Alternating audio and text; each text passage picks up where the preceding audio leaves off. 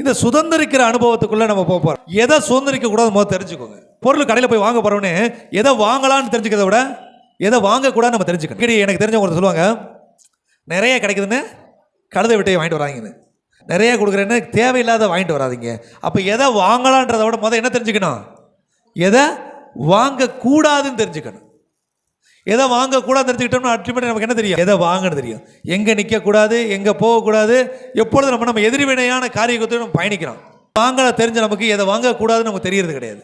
அப்போ இங்கே ஆண்டவர் சொல்றாரு, ஏசாவின் இதில் ஒரு அடி இடத்த கூட நீ என்ன செஞ்சிடாத, எடுத்துடாத. ரொம்ப முக்கியங்க.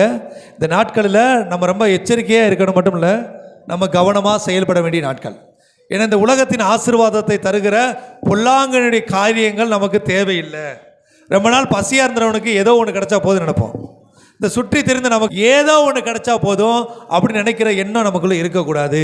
அப்போ எது தேவையில்லையோ அதை நீங்கள் தொடாதீங்க, எது தேவையில்லையோ அதை நீங்கள் பெற்றுக்கொள்ளாதீங்க, எது தேவையில்லையோ அதை நீங்கள் உங்களுக்குன்னு ஏற்படுத்தி கொள்ளாதீங்க. ஆண்டவர் தெளிவாக சொல்றார்.